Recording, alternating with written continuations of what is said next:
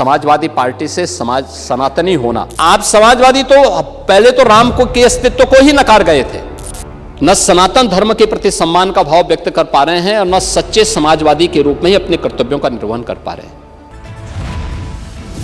अयोध्या में आप लोगों की परेशानी को मैं समझ सकता हूं और आपके साहस को मैं धन्यवाद भी दूंगा कि आज आपने कहा कि साहब मैं सनातनी हूं। समाजवादी पार्टी से सनातनी होना एक समाजवादी से इसलिए मतलब है क्योंकि आप समाजवादी तो पहले तो राम को के अस्तित्व को ही नकार गए थे। भगवान राम के अस्तित्व को, भगवान कृष्ण के अस्तित्व को ही नकार गए थे। याद करिए 2017 में जब हमारी सरकार आई थी, हम लोगों ने मथुरा, वृंदावन और ब्रज तीर्थ के विकास की कार्य योजना को आगे बढ़ाया था। समाजवादी पार्टी के साथ की ओर से बयान आया था कि वह हमने कहा था कृष्ण की एक बहुत भव्य प्रतिमा भी वहां लगेगी। तो आपके यहां से आया था कि आप लोग भी दुर्योधन का बहुत बड़ा वो लगाएंगे। तो हमने कहा दुर्योधन का ही आप लगाने की आपकी सोच है, दुर्योधन के तो हम क्या कर सकते हैं। लेकिन भगवान राम और भगवान कृष्ण के प्रति आस्था न होना ये डॉक्टर लोहिया को भी झुठलाने जैसा है। याद करिए डॉक्टर लोहिया ने भगवान राम, भगवान कृष्ण और भगवान शिव के बारे में किन विचारों को उद्धृत किया था।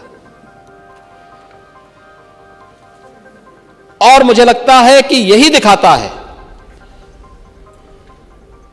कि आप लोग न सनातन धर्म के प्रति सम्मान का भाव व्यक्त कर पा रहे हैं और न सच्चे समाजवादी के रूप में ही अपने कर्तव्यों का निर्वहन कर पा रहे हैं।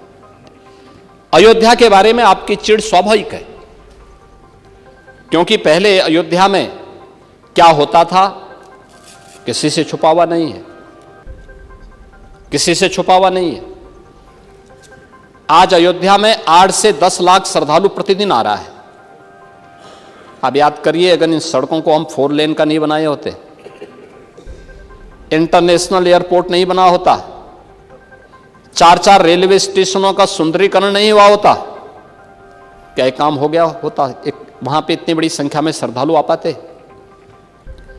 इतना भव्य दर्शन कर पाते, उन गरीबों को रोजगार मिल पाया होता जो लोग आज रोजगार प्राप्त कर रहे हैं, उन नाविकों के हाथों को काम मिल पाता जो आज हजारों रुपया प्रतिदिन कमा रहे हैं, वो रेस्टोरेंट और होटल की जो इनकम हो रही है, टैक्सी वाले और बस वालों की इनकम हो रही है, गाइड के रूप में लोग पैसा कमा रहे हैं, दुकान वाले पैसा कमा रहे हैं, क्या ये कमा पाते?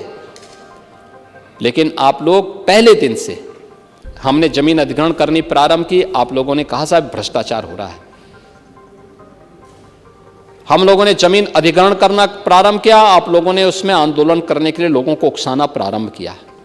मैं अभिनंदन करूंगा अयोध्या वासियों को जिन्होंने सरकार पर विश्वास किया, आप लोगों पर विश्वास नहीं किया। और अयोध्या के अंदर 1700 करोड़ रुपए से अधिक केवल हमने कंपनसेशन पे खर्च किया। और आपने माझा, जो आपने वहां की जमारा की बात की, तो वह 14 गांवों के संबंध में है।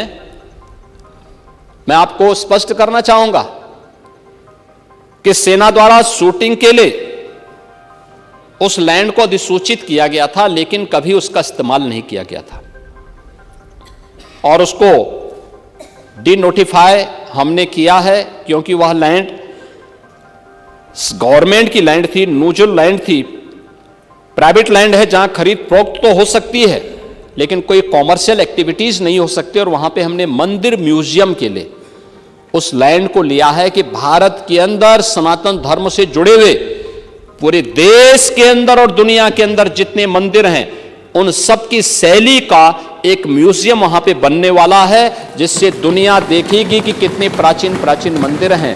और अयोध्या में कोई आएगा तो अयोध्या में राम जन्मभूमि के साथ साथ उसको कुछ अन्य स्थल भी देखने को मिलेंगे।